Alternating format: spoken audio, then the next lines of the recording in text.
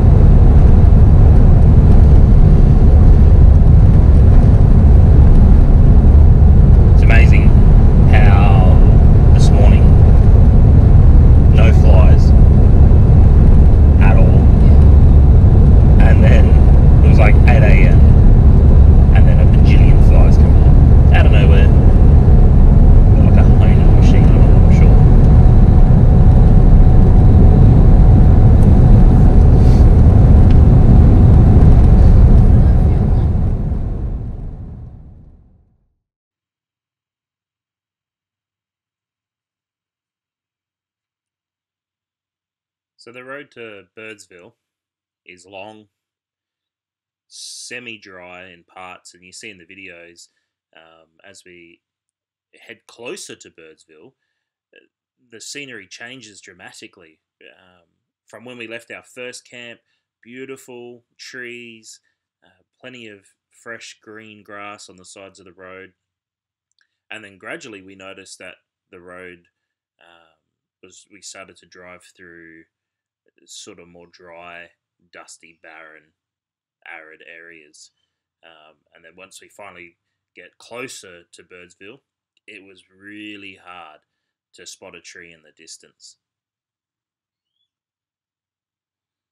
So we drove, and we drove, and we drove some more. Finally reaching Birdsville at about 6:30 p.m. We pulled into the famous Birdsville Hotel for a much needed rest, beer, and a good home-style cooked meal. That evening, on the menu was a selection of roasts. Quite an interesting little setup, actually, when you're ordering at the Birdsville Hotel. There's no real menu per se. On the day, you're told what is actually on offer, and you purchase a meal ticket. You go out the back, and there's 3 people there waiting at a buffet-style counter, and they serve you what the chef has cooked for the evening. The Birdsville Hotel. These ruins are across the road from the new hotel, and this hotel was originally built in 1883 and operated as a hotel for 40 years. And then from 1923 to 1937, the Royal, as it was called, was then used as a hospital. And all the materials to convert it from a hotel to a hospital were brought to town by a camel train of 75 camels. We head on over to the Birdsville Roadhouse. Here we stock up with diesel, purchase our Desert Park Pass. We left it a little bit late to do it online, so you got to wait for a couple of weeks for them to send out the handbook, which is mandatory when crossing the Simpson Desert.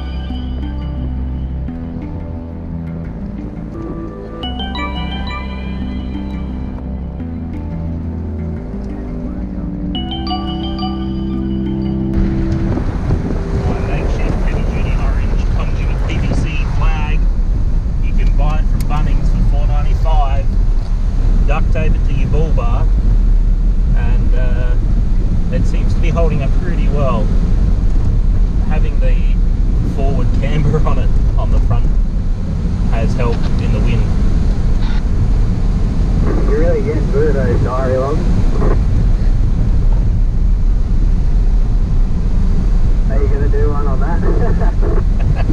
I might have to do a YouTube tutorial on how to make a sand flag. You need 3 items, all from Bunnings: a roll of duct tape, some 20mm heavy duty orange conduit, and a $2 flag.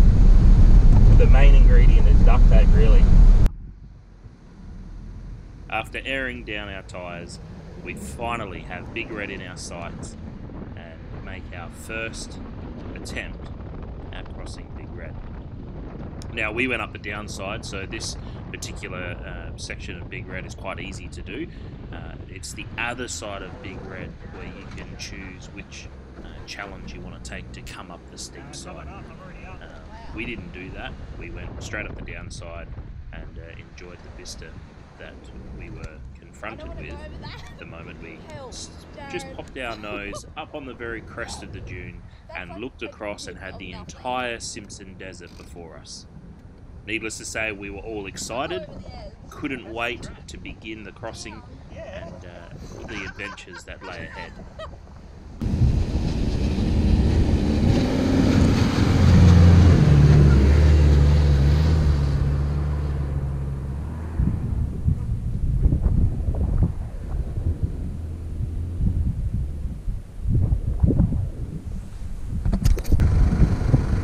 Big Red, easy, 4 high lock, not that challenging. Apparently the other side is, but who knows, we'll see how we go.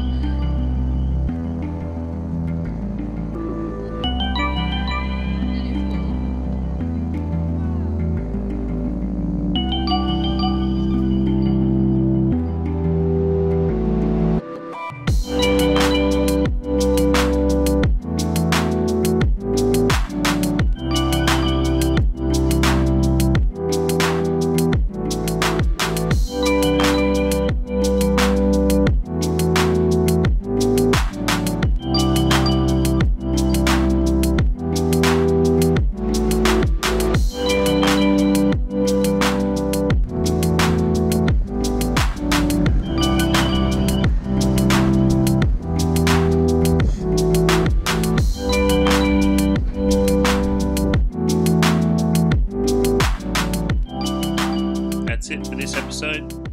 Stay tuned for episode 2 as we cross the Simpson Desert and on into Uluru.